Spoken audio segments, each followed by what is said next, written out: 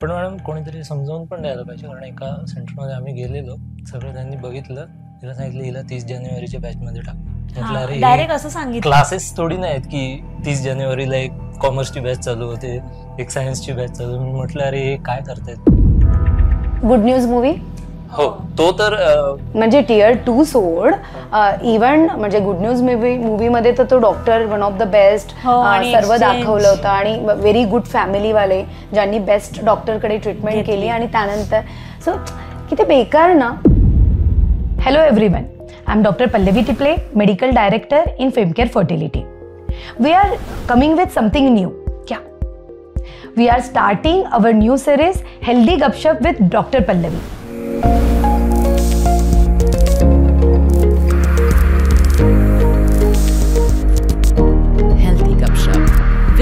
पल्लवी टिपले.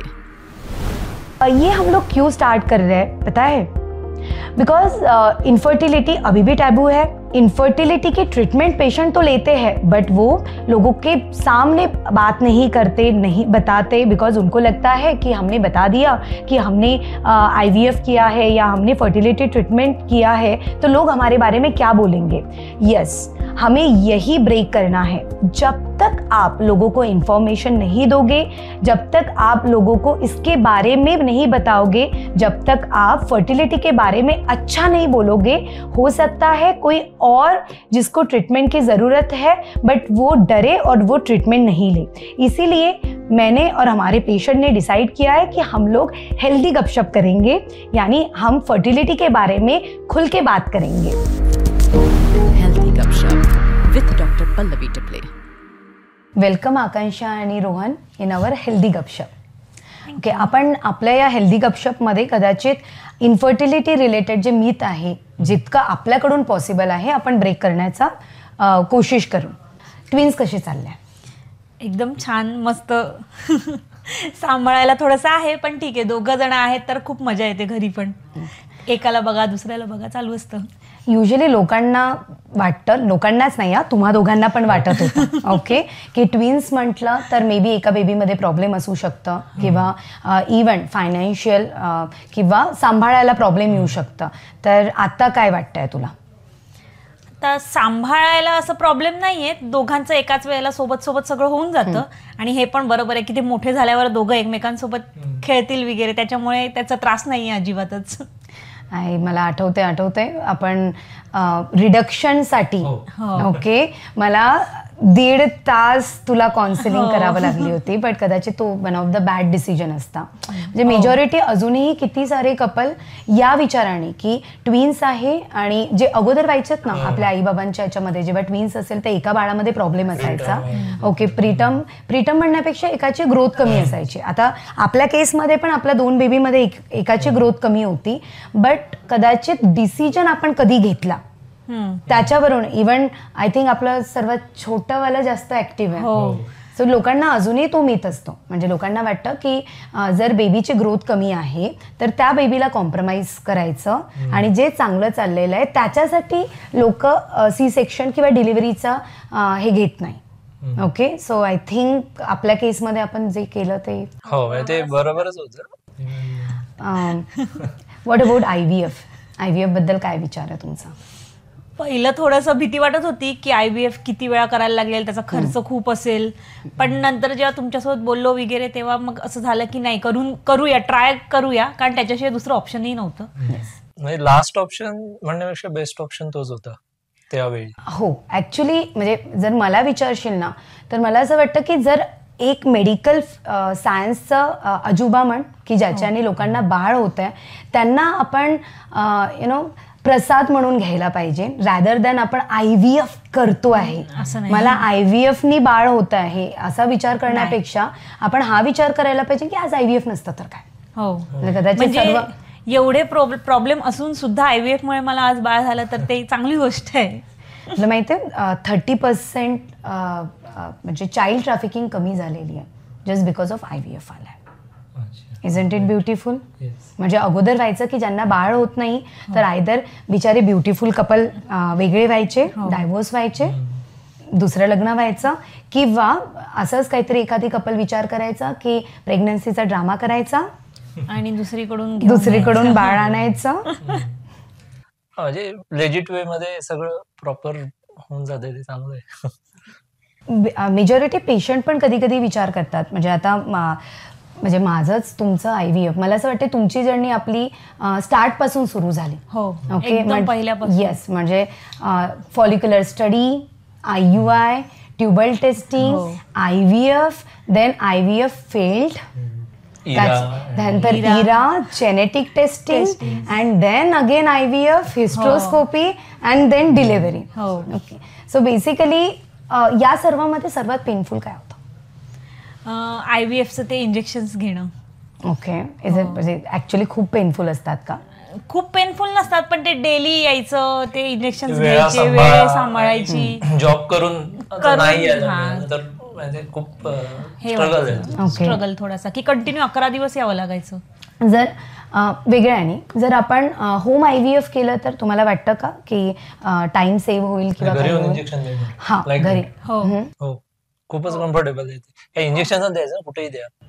हा, म्हणजे कोल्ड चेन मेंटेन, हा, कोल्ड चेन आणि टायमिंग. म्हणजे कदाचित असं काही ऑप्शन असेल तर तुम्ही लोक त्याला प्रेफर करू. हा, पण स्कॅन जे असेल ते मे बी ते डेट. हा, स्कॅनचं तर ठीक आहे, ते कसं कंटिन्यू रोज रोज नसतं, 2-3 दिवसांनी एकदा असतं, त्याच्यासाठी येऊ शकतो. पण इंजेक्शन फक्त घेण्यासाठी यायला जरा थोडंसं हे होतं, प्रॉब्लेमॅटिक होतं. कारण ते वेळा समजा कधी आम्हाला हवं तेव्हा नाही येऊ शकत. तो एकच त्याच्यात फॅक्टर आहे जो थोडा किंवा मग आपल्या जवळच्या डॉक्टरांकडून घेणं हे एकच ऑप्शन आहे त्याला. फिर मग नो, फेल्ड IVF. ओके, म्हणजे ॲज अ डॉक्टर मला कदाचित, मी तेव्हा तुमची काउन्सिलिंग केली, मी तुम्हाला समजवलं, काय थॉट होता तेव्हा जेव्हा फर्स्ट IVF फेल झालं? नाही, खूपच म्हणजे एंड ऑफ रोड वाटत होतं ते ऍक्च्युली, की एकदा फेल झालं तर परत कसं नीट होईल ना. म्हणजे असं काय जादू होणार आहे पुढच्या वेळी, ते जस्ट म्हणजे आता काहीतरी गिमिक असेल पुढच्या वेळी आणि फेलच होईल आणि मग असं होईल की नाही आता सोडून द्या. ओके, बट युजली लोक तिथेच चुकतात ना. एक फेल्ड IVF झालं, मग कधी कधी आपण डिप्रेशनमध्ये जातो किंवा आपण हाच विचार करतो की हा, म्हणजे जसं तूच म्हणाला ना की IVF शेवटचं असतं. सो मेजॉरिटी लोकांना तेच वाटतं की IVF फेल्ड झालं म्हणजे आपल्यासाठी सगळं संपलं. ओके, बट असं नाही आहे. आता जर आपण आपल्याच केसमध्ये बघितलं तर फेल्ड IVFचे किती रिझन होते. ओके, म्हणजे असं नाही की फर्स्ट IVF आपण जे केलेलं होतं ते बॅड होतं, म्हणजे आपले एम्ब्रियोज बनले, आपण ट्रान्सफर केलं, पण नंतर आपल्याला कळलं की इरा मिसप्लेस आहे, हिस्ट्रोस्कोपीमध्ये अडेजन्स आहे, जेनेटिक पण आपण करून बघितली होती. बट बेसिकली मेजॉरिटी लोक तेच चुकतात. आता आजकाल जेव्हा मी सर्वांशी हे डिस्कस करते ना, तर मेजॉरिटी पेशंट मला हे पण म्हणतात, डॉक्टर तुम्ही पहिलेच का नाही केला. ओके, हा थॉट तुमच्या डोक्यात आला होता का? हो, म्हणजे तुम्ही स्टेप वाईज जाताय, तर जर तुम्हाला माहिती आहे की हिस्ट्रोस्कोपी सुद्धा असू शकते, इरा सुद्धा डिस्प्लेस असू शकतं, तर सगळं एकदाच करा, कारण कॉस्ट, शेवटी माणूस कॉस्टवरच असतं. आय नो, बट कसं होतं माहितीये का, आता सपोज मला माहित आहे की इरा पण फॅक्टर असू शकतं, जेनेटिक पण फॅक्टर असू शकतं, किंवा स्कोपीचे पण फॅक्टर्स असू शकतात, बट ॲज अ डॉक्टर जर मी हा विचार केला ना की टिक टिक टिक टिक करून जाईल तर काय होईल, म्हणजे कॉस्ट किती जाईल, खूप जास्त जाईल, आणि जर एखाद्याला गरज नसेल तरी ती केली जाईल असं पण. म्हणजे बेसिकली जर मी माझी स्वतःची, आपला सक्सेस रेट ऑलमोस्ट 80 to 90% आहे, तर त्या 10% आपल्याच निगेटिव्हमध्ये जेव्हा आपण बघतो ना, त्यातल्या हार्डली 1 किंवा 2 लोकांचा इरा डिस्प्लेस असतो. अच्छा, एवढं कॉमन नाही. अच्छा, येस, तुम्ही दोघं रेअरेस्ट ऑफ रेअरेस्ट आहात, म्हणून कदाचित रोहन आणि आकांक्षाला मी कधी नाही विसरू शकत, बिकॉज सर्व आपण केलेलं होतं. बट बेस्ट पार्ट ऑफ तुमचा, जर म्हणजे प्रेग्नन्सी फक्त तुम्हाला नाही हवं असतं, तुमची प्रेग्नन्सी आम्हाला हवं असतं. बेस्ट पार्ट ऑफ रोहन आणि आकांक्षा माहिती काय होता, ट्रस्ट. म्हणजे प्रत्येक याच्यामध्ये तुम्ही दोघं जरी फेल्ड झालं, नंतर मी कोणती टेस्ट ॲडवाईस केली, मी कोणतंही तुम्हाला सांगितलं, त्यावेळेस तुमच्यापेक्षा जास्त मला हे वाटायचं, बिकॉज मला माहीत होतं रोहन आणि आकांक्षा, मी जे सांगणार आहे त्याच्यावर विश्वास ठेवणार आहे, तर माझी रिस्पॉन्सिबिलिटी जास्त आहे. बिकॉज एखादा जेव्हा पेशंट असतो ना, जो खूपच जास्त क्रँकी असतो, किंवा डॉक्टरनी सांगितल्यानंतर सुद्धा तो क्रॉस करतो किंवा विश्वास ठेवत नाही, तेव्हा माहिती आहे का, माझ्या म्हणजे डॉक्टर साईडनी आम्हाला माहीत असतं, इट्स व्हेरी इझी, हा तसाही बाहेर जाऊन इराबद्दल विचारणार आहे, सेकंड ओपिनियन घेणार आहे आणि ते चांगली पण गोष्ट आहे, घ्यायलाच पाहिजे सर्वांनी. बट त्या केसमध्ये आम्ही कमी डिस्कस करतो त्यांच्याशी. आम्ही त्यांना सांगतो की हे टेस्ट करू शकतो, हे करू शकतो, बिकॉज वी नो की तो स्वतःहून सुद्धा ते एज्युकेशन घेणार आहे. पण तुमच्यासारखे जे पेशंट असतात, जे सर्वस्वी आमच्यावर डिपेंड असतात, त्यांना कदाचित थोडंसं स्ट्रेस आम्हालाच येतो. म्हणजे कसं आहे ना मॅडम, तुमच्याशी बोलल्यानंतर जो कॉन्फिडन्स येतो ना, म्हणजे असं गिमिक नाही वाटत काही, की अरे काहीतरी असं करायचं म्हणून 10 टेस्ट करायला सांगतायत, किंवा जनरल आजकाल मेडिकल विषयीचे ओव्हरऑल फील्ड विषयी, नॉट ओनली गायनेकोलॉजी, की हे 10 टेस्ट आता करायला सांगणार. म्हणजे काय याचे पण रिझन आहे. ओके, म्हणजे कधी कधी होतं की आम्हा डॉक्टर्सला सुद्धा सेफ राहायचं असतं. ओके, आता ठीक आहे, लकीली माझे सर्व पेशंट खूप छान असतात. ओके, म्हणून मी काहीही सांगितलं तुम्ही हे करतात. बट कधी कधी जर एखादा पेशंट आहे, मला वाटतंय की तो ऑलरेडी विश्वास ठेवणार नाही आहे, ओके, किंवा मी जे करते आहे, मी स्टेप बाय स्टेप जायला हवं, पण तो कदाचित त्याला पण क्रॉस करणार आहे किंवा उद्या जाऊन काही बोलणार आहे, तर मग डॉक्टर काय करेल सांग? सर्व टेस्ट त्याला पहिलेच नाही देणार का? त्याला अगोदरच म्हणेल ना, तू जेनेटिक टेस्टिंग करून घे. इव्हन IVF सुरू व्हायच्या अगोदर आम्ही म्हणू की तू जेनेटिक टेस्टिंग करून घे, तू इरा करून घे, तू हिस्ट्रोस्कोपी करून घे, तू सर्वच करून घे. आणि तुला माहिती आहे, जर मी जेनेटिक टेस्टिंग सर्वांच्या म्हणजे बेसिक नाही, म्हणजे अगदी लास्टपर्यंत जेनेटिक टेस्टिंग करायला लागली, तर 6 ते 7 लाख रुपये सुद्धा खर्च लागू शकतो फॉर जेनेटिक टेस्टिंग. बापरे. अच्छा, म्हणून कदाचित. पण बाकी डॉक्टर जे करतात ते त्यांच्या आणि पण बरं, because everyone want to be safe. कारण प्रत्येक डॉक्टर कदाचित पेशंटसाठीच सर्व करतो. हे सांग, फर्स्ट टाइम जेव्हा भेटला होता ओएसिस मध्ये, खूपच मला असं अनकम्फर्टेबल झालं, कारण मी एकटाच आलेलो आणि जनरली कपल्स जातात जेव्हा बाळासाठी ट्राय. मी तर माझं रिझन होतं की ते सर्वात जवळ होतं म्हणून मी आलेलो, अदरवाईज कदाचित मी आलो पण नसतो. आणि जेव्हा मी गुगलवर सर्च केलेलं तेव्हा तिथे मेल डॉक्टर दाखवत होते, आणि हे आले की चला मेल डॉक्टर आहेत तर मला बोलता येईल नॉर्मली. पण तिथे गेल्यानंतर तुम्हाला भेटले, मग घरी येऊन सांगणार अरे तिथे फिमेल डॉक्टर होते, आता कसं बोलू त्यांच्यासोबत. आणि मी एकटाच होतो म्हणून म्हटलं की मग हिला आता घेऊन जाईन आणि मग थोडं डिटेलमध्ये डिस्कस करू. मग आम्ही लगेच आलो होतो ऍक्च्युली तिथे. आणि नंतर मी ओएसिस सोडलं. ओके, तुम्हाला कसं कळलं? म्हणजे ऑब्व्हियसली माझा नंबर बहुतेक तुझ्याकडे होताच ना? नाही, मी ओएसिस मध्ये गेलेली तेव्हा मी त्यांना विचारलं की अरे त्या डॉक्टर कुठे गेल्या, तर त्यांनी सांगितलं की त्या तर नाहीये, दुसऱ्या डॉक्टर आपल्या इथे जॉईन झालेत.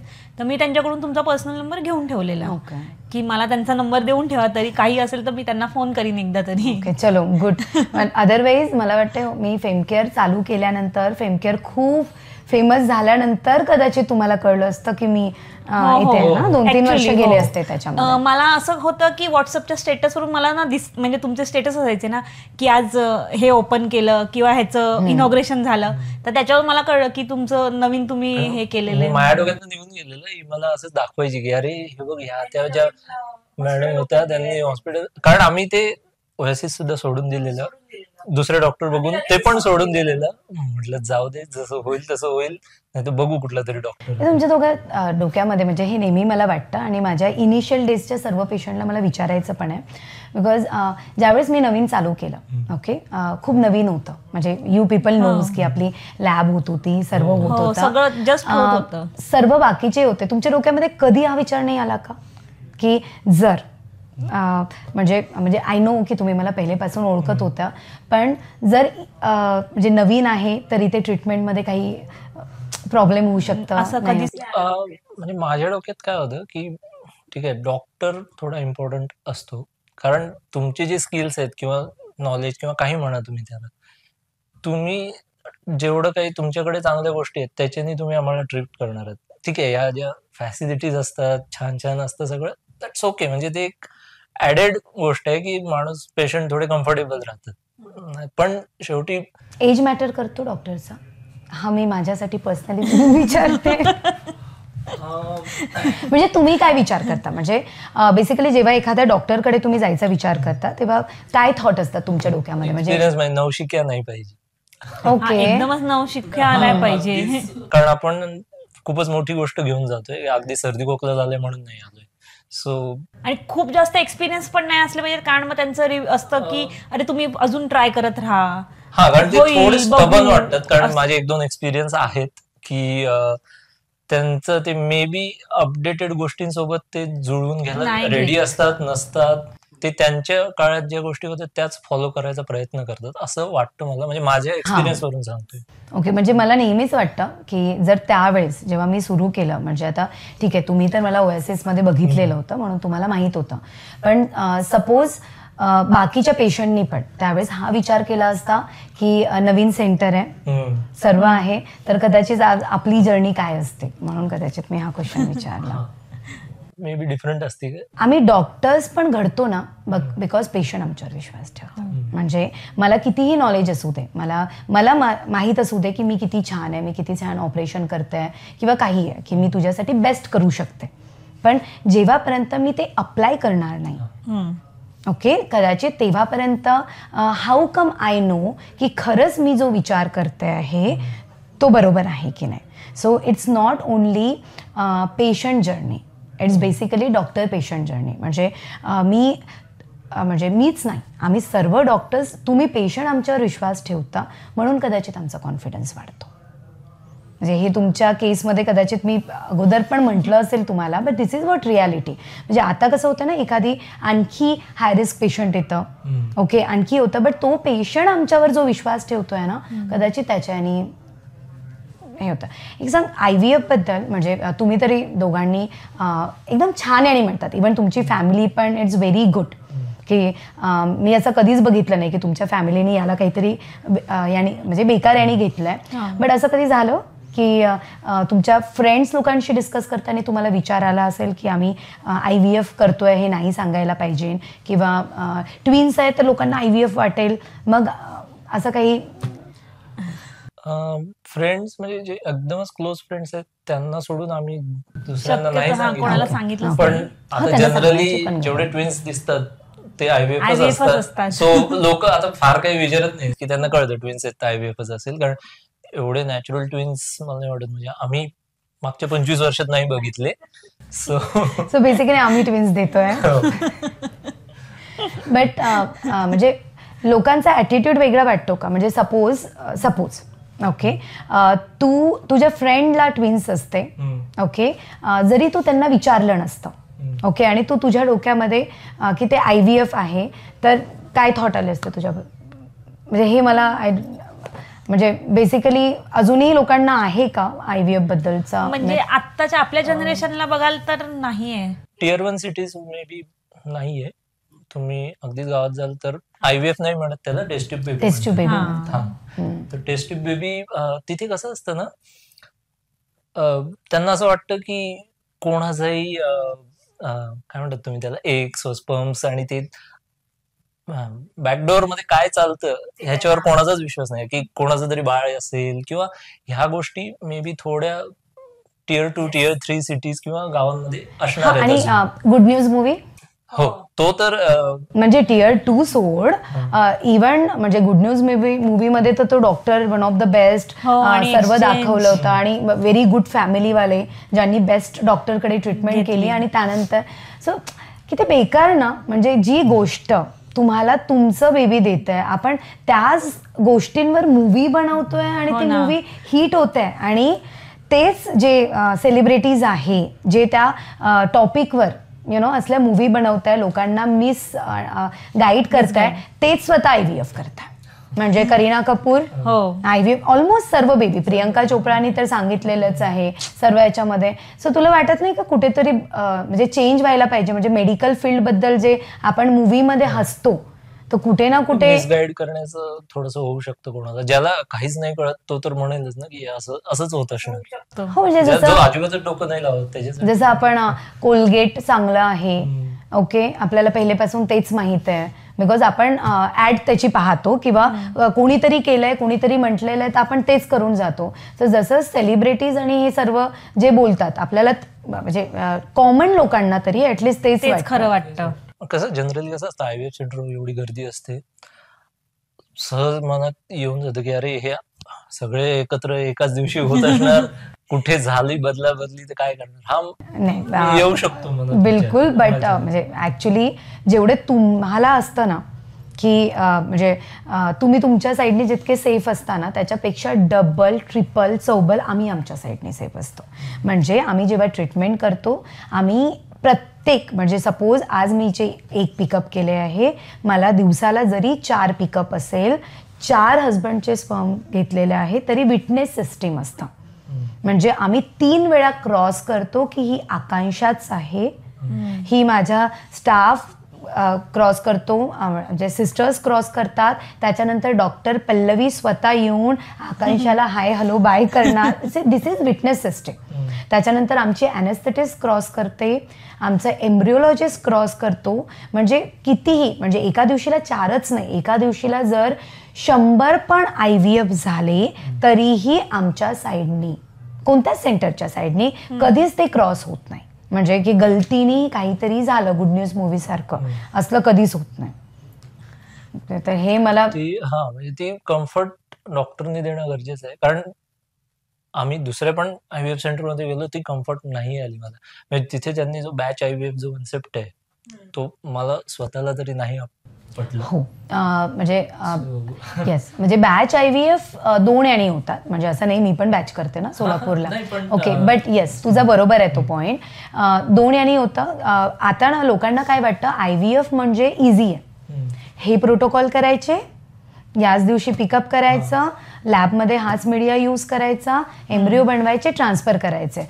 कदाचित म्हणजे ओव्हर द टाईम इतके वर्ष काम करून राहिली, अजूनही करायचं आहे. बट IVF हे कस्टमाइज्ड आहे. IVFमध्ये एकच प्रोटोकॉल 10 लोकांना होत नाही. आता आपल्याच केसमध्ये बघ ना, म्हणजे इव्हन टायमिंगच्या इंजेक्शनचा पण काहीतरी वेगळा प्रोटोकॉल होता. आणि हे मला का कळलं, बिकॉज रिमेंबर मी तुझी IUI करतानाची आपली जी स्टडी होती त्याच्याने आपण पहिलेच रेडी होतो की तुझ्या केसमध्ये काय असू शकतं, क्वालिटी इम्प्रूव्ह करण्यासाठी काय असायला पाहिजे. सो कदाचित पेशंटनी पण डॉक्टरवर विश्वास ठेवला आणि एकाच डॉक्टरकडे जर तुम्ही जास्त वेळ फॉलो केलं तर त्या डॉक्टरला तुमच्याबद्दल जास्त सगळ्या गोष्टी कळतात. पण मॅडम कोणीतरी समजावून पण द्यायला पाहिजे. कारण एका सेंटरमध्ये आम्ही गेलेलो, सगळं त्यांनी बघितलं, तिला सांगितलं हिला 30 जानेवारीच्या बॅचमध्ये टाकलं. डायरेक्ट असं सांगितलं. क्लासेस थोडी नाहीत की 30 जानेवारीला एक कॉमर्सची बॅच चालू होते, एक सायन्सची बॅच चालू. मी म्हटलं अरे हे काय करतायत, कुठे आलोय म्हणजे आम्ही परत गेलोच नाही आम्ही त्या गेलोच नाही सेंटरला. त्यांच्याकडे. मे बी कधी कधी कम्युनिकेशन बोलण्याची एक पद्धत असते, सांगण्याची, समजावून देण्याची काम एक तर पद्धत सर्व असते. सेमच करतात. सो बेसिकली तो पण ते ज्याला मेडिकल फील्ड माहितीच नाहीये त्याच्यासाठी तर काहीतरी ते I can understand. First IVF field नंतर म्हणजे पुन्हा जेव्हा आपण भेटलो, आपण जेव्हा सेकंडचा थॉट डिसिजन झाला, ओके, त्यावेळेस कधी विचार आला की काही क्रॉस करायला पाहिजे किंवा दुसऱ्या इन्फर्टिलिटी स्पेशलिस्टकडे जायला पाहिजे? नाही, कधीच नाही आला. म्हणजे कधीच नाही आला. आम्ही इथे आलो ना त्याच्यानंतर आमच्या मनात असं कधी आलंच नाही की आपण दुसऱ्या कुठल्या तरी डॉक्टरांना दाखवावं. कारण कधी कधी असंही होतं ना की होऊ शकतं की आमचीही मिस्टेक आहे असंही पेशंटला वाटू शकतं. नाही तेव्हा तरी नाही कम्फर्ट झोन एवढा वाटला ना इथे की असं कधी वाटलंच नाही की दुसरीकडे जावं काहीच आपण. नाही वाटलं. म्हणजे आणि तुमच्याशी बोलायला असं फ्रँकली वाटायचं, असं काही असं एकदम दडपण आलंय किंवा असं पण कधीच. तुम्ही जे वयाचं विचारत होतात ना, इथे हा मॅटर करतो की खूप जर फ्रँकली किंवा त्या लेवलला बोलायचं असेल, अगदीच 15-20 वर्षाची गॅप असेल ना तर तेवढं फ्रेंडली नाही कदाचित बोलता नाही येत मग. बोलता येत तेवढं फ्रेंडली. ओके. सो म्हणजे मी जरी 50 वर्षाची झाली तरीही मला असंच राहावं लागेल, राईट? म्हणजे 50 वर्षाच्या याच्यामध्ये सुद्धा मला स्वतःला मी 30 इयर्स 35 इयर्सची आहे तसंच ठेवावं लागेल. So this is like plus point of me. Okay. घरच्यांचं काय होतं ज्यावेळेस त्यांना कळलं प्रेग्नन्सी आहे आणि ट्विन्स आहे बेसिकली? हा म्हणजे बरोबर क्वेश्चन ना. ट्विन्स हे आम्ही सरप्राईजच ठेवलेलं. कोणालाच नाही, फक्त माझ्या आईला माहिती होतं. माझ्या पण घरी नाही मी सांगितलं. ओके. टिल म्हणजे मी फोन केला डिलिव्हरी झाल्यावर की आपल्याला जुळी मुलं झालीत, त्या मोमेंट पर्यंत मी नाही सांगितलं. माझ्या मनात अजून दुसरे काहीतरी थॉट्स होते. 2 मुलं आहेत, आत्ताच गाजा वाजा करायचा आणि हा म्हणजे Frankly, जो जे आहे नाही ते नाही नाही आहे जो थोडंसं. कदाचित हे तू माझ्याशी डिस्कस पण केलं होतं तेव्हाच मी तुला सांगितलेलं होतं की असं होत नाही बट हा म्हणजे ते उगाच नंतर रिग्रेट करण्यापेक्षा की हा म्हणून आम्ही ते सरप्राईजच ठेवलेलं. काय रिॲक्शन होती स्पेशली तुझ्या घरच्यांची? बाबांना तर म्हणजे असं कसं आई नाहीये ऍक्च्युली, त्यामुळे तेवढं ह्या गोष्टीवर कम्युनिकेशन फार जास्त नाही होतं. म्हणजे आई असती तर कसं खूप मागे लागली असती. सो त्यांच्या बॅक ऑफ द माइंड कुठेतरी होतं की हे लोक काय करतात आता. 7-7.5 वर्ष झालीत, पण ते कधी असं स्वतः येऊन कसं सांगतील ना, त्यांना ते एक काय म्हणतात एक ऑकवर्डनेस असतोच की सुनेला येऊन कसं सांगणार की तुम्ही काय करता, किंवा मला पण त्यांनी ते नाही हा सांगितलं. बेसिकली अजूनही वडील आणि मुलगा याच्यामध्ये जो कम्युनिकेशन गॅप हो. पहिलेच्या जनरेशन मध्ये होता आय थिंक तो अजूनही आहे. ह्या बाबतीत तर आहेच आहे. हो ना, पण तिथेच तर चुकलो ना आपण. जस्ट इमॅजिन की आपण कोणाचा हेअर लॉस होतोय तर आपण बोलतो है ना, स्किनचा कलर चेंज झाला तर आपण स्वतः, आता कधी कधी मीच थकली असेल तर माझे पेशंट पण मला म्हणतात डॉक्टर डार्क सर्कल आले आहे, ओके थोडंसं काळजी घ्या. पण असं म्हणजे हे किती हेल्दी टॉपिक आहे राईट. म्हणजे मला तरी वाटतं की प्रत्येकाने याच्याबद्दल बोलणं चालू करायला पाहिजे. म्हणजे हेच एक रिझन आहे की कदाचित मी हेल्दी गपशपचा विचार केला. बिकॉज ओव्हरीज ऑर्गन आहे, टेस्टीज ऑर्गन आहे, ट्यूब ऑर्गन आहे, युट्रस ऑर्गन आहे, आणि सर्वात जास्त कसला इम्पॅक्ट होत असेल ना आपल्या बॉडीवर, इवन तुझ्या म्हणजे तू नाही करत मला माहीत आहे, बट कोणी स्मोकिंग करत असेल, कोणी ड्रिंकिंग करत असेल, किंवा फिमेलनी स्ट्रेस घेतलं किंवा एजिंग, याचा इम्पॅक्ट सर्वात जास्त यावर. तुझ्या फ्रेंड ग्रुपमध्ये ओके, म्हणजे आता तू ऑफिसला जातो आणि सर्व याच्यामध्ये कधी असं डिस्कशन होतं का रिगार्डिंग सिमेन अनालिसिस, AMH, किंवा कोणाचं लग्न झालंय, कोणाला प्रॉब्लेम येतोय? म्हणजे मी तरी करतो. माझे जे कलिग्स आहेत ज्यांना आता सध्या असं बघतो की भरपूरच लोकांना प्रॉब्लेम येत आहेत. नॅचरली कन्सिव्ह होणारे एक ड्रास्टिकली डिक्रीज होत चाललेत. सो त्यामुळे आणि लोकांना कळूनच जातं 7 वर्षानंतर जे काय झालंय. सो ह्या माणसाकडे काहीतरी एक वेगळा एक्सपिरियन्स असेल. सो जी कम्फर्टेबल लोक आहेत ती येऊन आम्ही मग डिस्कशन. Okay great. Yes. म्हणजे माझ्या हजबंडनी मला म्हटलं होतं, आमच्या घरी हा टॉपिक डिस्कस झाला. ओके, मी राहुल, म्हणजे माझ्या हजबंडचं नाव राहुल माहीतच आहे तुम्हाला. सो मी त्याला बोलले की तुम्ही मुलांनी पण हे डिस्कस करायला पाहिजे, किंवा माझे काही पेशंट आहे ते रेफरन्सनी जेव्हा येतात तेव्हा ते सांगतात की माझ्या फ्रेंडनी मला सांगितलं. म्हणजे मेजॉरिटी आपल्याकडे येणारा जो पेशंटचा आहेत ना, तुम्ही मुलांनी डिस्कस केलेले पेशंट असतात. So beautiful. तर तो मला म्हणाला की नाही असं होऊ शकत नाही. म्हणजे असंच आमच्या घरी डिस्कशन की आम्ही मुलं युजली हे बोलत नाही. आम्ही मुलं तुमच्यासारखे नसतो की 5 वर्ष लग्न नाही झालं तर आम्ही त्याला विचारू की अरे काय, म्हणजे लग्न झालं आणि 5 वर्ष बाळ नाही झालं तर आम्ही विचारू की तू ट्राय करतो आहे का, डॉक्टरला भेटला आहे का, किंवा तू तुझं सिमेन अनालिसिस केलंय का. मला वाटत नाही हे डिस्कशन होत असेल म्हणून. नाही, पण सुदैवाने माझे फ्रेंड्स आहेत तेवढे क्लोज. सो आमचं तर म्हणजे मला लोक विचारायचे की तुम्ही आता काय म्हणजे कशासाठी थांबलाय. सो ते, आणि इवन ऑफिसमध्ये जरी बघा मी फिमेल कलिग सोबत सुद्धा मी डिस्कस करतोय की माझ्या वाईफनी नाही म्हटलं तरी पेनफुल आहे थोडीशी जर्नी. सो जर आता तुला प्रॉब्लेम येणार, if you are going for IVF तर be prepared for this things. So basically जे म्हणजे तू जे म्हणाला ना की आजकाल लोकांना प्रॉब्लेम दिसत आहे, तुला काय वाटतं काय रिझन असेल? मेन लग्न उशिरा होणं, वय म्हणजे for what's ever reason, career म्हणा किंवा स्वतःला थोडा वेळ हवा असतो, 30+ जाणं, आणि लाईफस्टाईल कसंही, फूड म्हणा किंवा जागणं कसंही राहणं, हे येस. सो बेसिकली प्रत्येकाने जर, आता तूच बघ लग्न कधी झालं आणि फर्स्ट टाइम ट्राय करायला किती वर्षानंतर सुरू केलं? 2015ला लग्न झालं. ट्राय आम्ही 2019. सो जर वेगळ्याने घेतलं, 4 वर्ष अगोदर जेव्हा तुझं लग्न झालं त्याच वेळेस जर तू फर्टिलिटी स्पेशालिस्टकडे गेला असता, एक बेसिक AMH टेस्ट आणि तुझी सिमेन अनालिसिस झाली असती तर कदाचित ही जर्नी थोडीशी स्मूथ असती ना. भरपूर. म्हणजे आता टाइम तर आपण आणू नाही शकत परत, पण आम्हाला नंतर ते जाणवलं की वेळ तर आपण 4 वर्ष घालवलेली आहेत आणि वय पण वाढते, सो सो आय थिंक म्हणजे थोडं प्रत्येकाने कॅज्युअली हा म्हणजे बघ, इन्फर्टिलिटी स्पेशालिस्टकडे, म्हणजे मी आजकाल पेशंटला पण म्हणते की माझ्याकडे तुम्ही प्रॉब्लेम असल्यावर येण्यापेक्षा जर तुम्ही जस्ट डिस्कशनला आले, ज्याला आपण प्रिकन्सेप्शनल काउन्सिलिंग म्हणतो, की ॲज अ लग्न झालं तुम्ही डॉक्टरला व्हिजिट करा, डॉक्टरला डिसाईड करू द्या की तुमच्यासाठी किती वर्ष थांबले तर प्रॉब्लेम येणार नाही, तर कदाचित त्यावेळी जे लोड आहे ना इन्फर्टिलिटीचं, इवन फ्रँकली सांगायचं आमच्यावर पण, म्हणजे तू बघतोच आहे की कधी कधी वेळ भेटत नाही, केसेस चालू असतात, सर्व होतं, तर कदाचित फ्युचर जनरेशनमध्ये, म्हणजे मी कधी कधी विचार करते 2 वर्षानंतर काय होईल, आणखी ती इन्फर्टिलिटी वाढेल. तर त्याचं एक सिम्पल सोल्युशन आहे, प्रत्येकाने लग्न केलं आणि डॉक्टरला व्हिजिट केलं तर मग कदाचित egg freezing, sperm freezing, okay, किंवा अर्ली डायग्नोज, अर्ली ट्रीटमेंट, तर याच्याने सुद्धा आपल्याला IVF it's beautiful, no doubt, आपल्याला दिसतच आहे, पण there are other also way, म्हणजे आपण IUI करू शकतो, आपण ट्युबल टेस्टिंग करू शकतो, सो हे पण तर लोकांना. हो, त्याच्यात प्रॉब्लेम एकच आहे की माणूस असा विचार कधीच नाही ना करत माझ्यात प्रॉब्लेम असेल. हो, त्याला वाटतं दुसऱ्यामध्ये प्रॉब्लेम असेल, पण मी माझ्यात कशाला असेल ना, सगळ्यात मुलं होतात आपल्याला पण होती.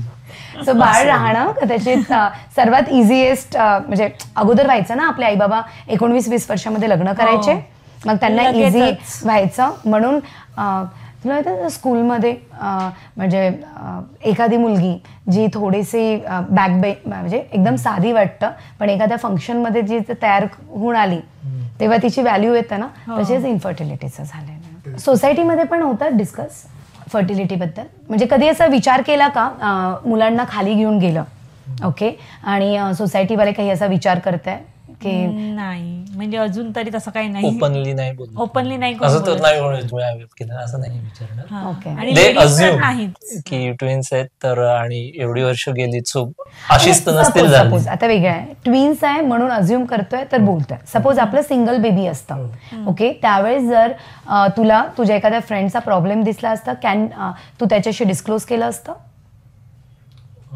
की आम्ही IVF केलं म्हणून आम्हाला बेबी झालं?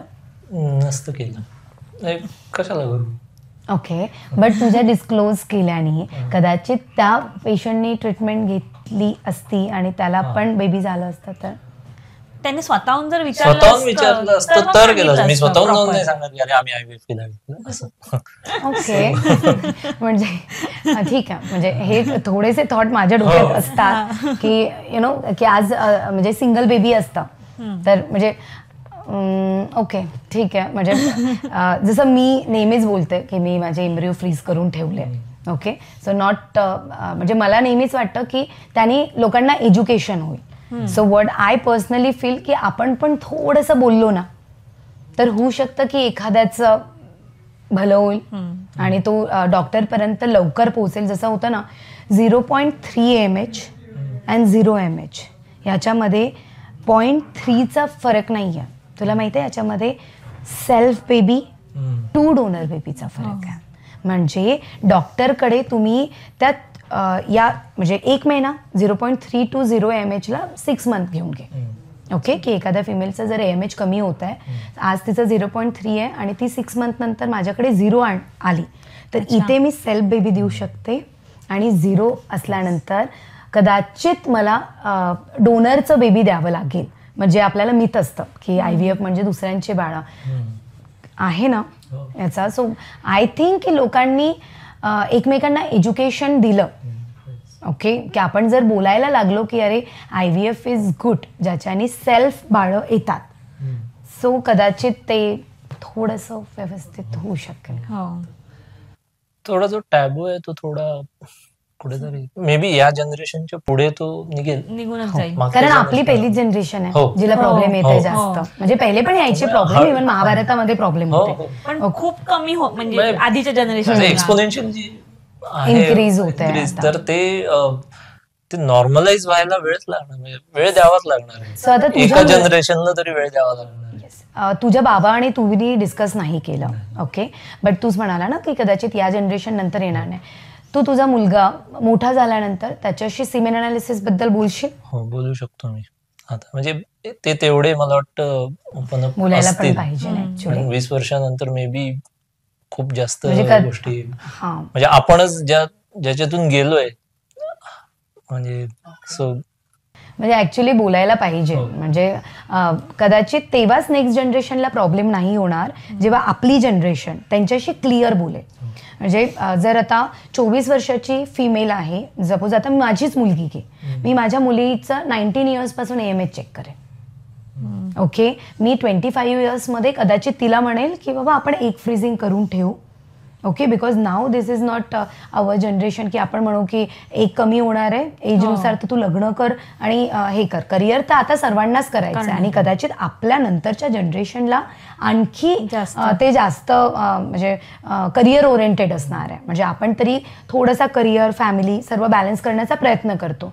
सो कदाचित मी तर तिला तेच बोलेल की 25 वर्षाची झाली की जस्ट फ्रीज युअर एग्स, त्याच्यानंतर तुला वाटते तेव्हा लग्न कर, ज्याच्याशी करायचंय त्याच्याशी कर, देन तुम्ही नॅचरली पण ट्राय करा. बट नाही झालं तर आपल्याकडे बॅकअप असतो. म्हणजे ज्याला आपण आता इन्शुरन्सच बघ ना, तुझ्या वेळेस इन्शुरन्स नव्हता ना, म्हणजे तुझ्या कंपनीने दिला होता इन्शुरन्स? IVF साठी हा, IVF आणि डिलिव्हरी म्हणजे मॅटर्निटी हे एकाच याच्यात कन्सिडर होतं. So okay. असिस्टेड रिप्रोडक्शन आहे ते it's not covered under any insurance. तुला माहित आहे झालंय आता झालं यावर्षी. येस, बरं. हा म्हणजे कदाचित म्हणजे गव्हर्नमेंटनी पण तो जो डिसिजन घेतला IVFला यामध्ये आणण्याचा, ओके, इन्शुरन्समध्ये, ते पण हेच रिझन आहे की थोडं तरी फायनान्शियल बर्डन कमी व्हावं. आणि सेकंड, कदाचित इन्शुरन्स आहे तर सिमेन फ्रीजिंग, एग फ्रीजिंग याच्याबद्दल लोक करेल आणि त्यांना फ्युचरमध्ये प्रॉब्लेम होणार नाही. अवेअरनेसची तर आहेच गरज, या सर्व गोष्टींची पण आहे. सो ठीक आहे, एक जनरेशन तर जावीच लागेल.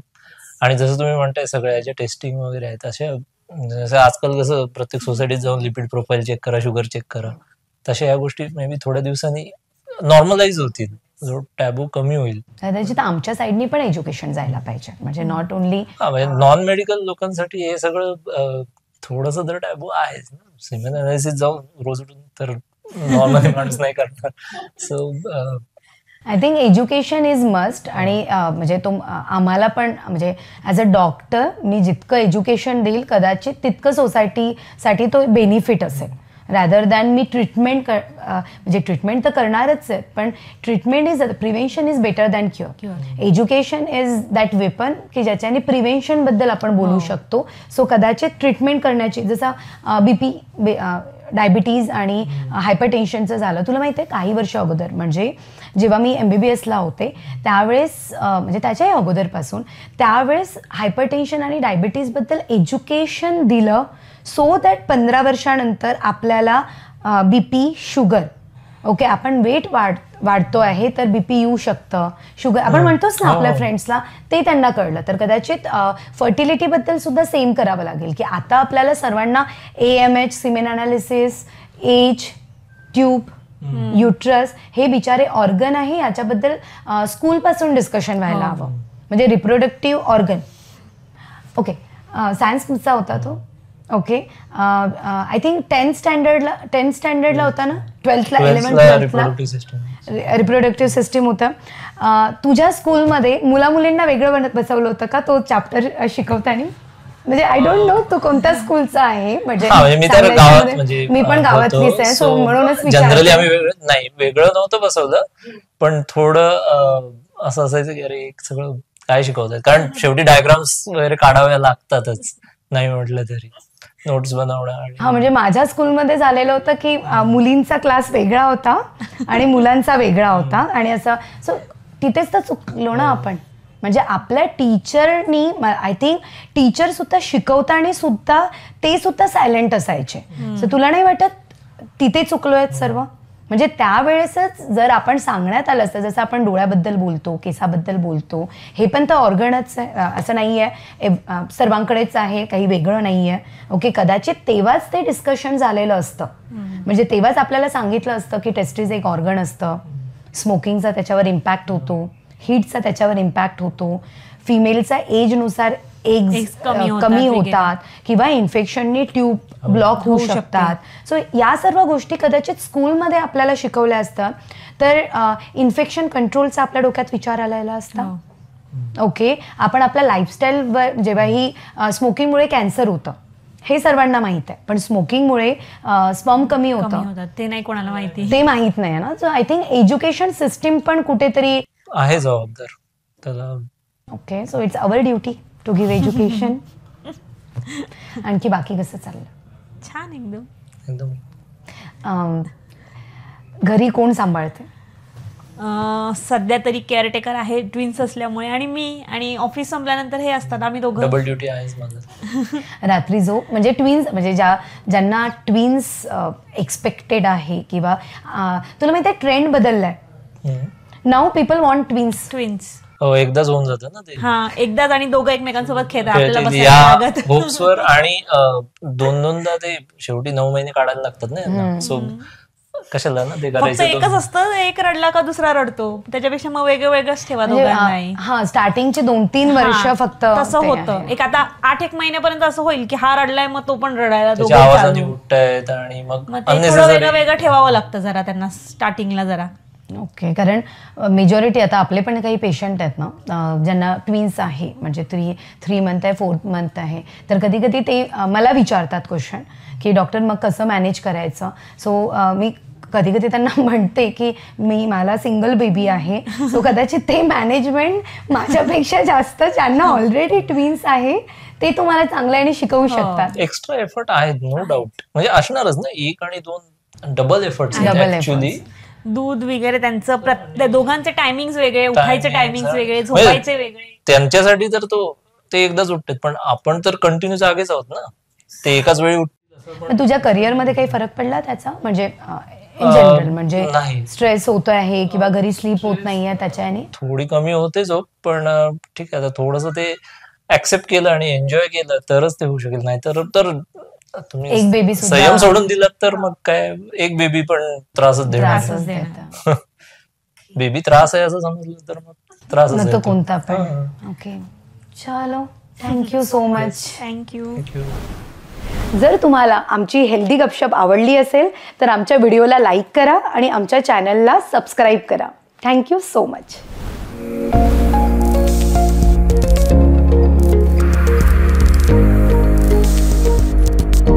Healthy Gupshup with Dr. Pallavi Tiple.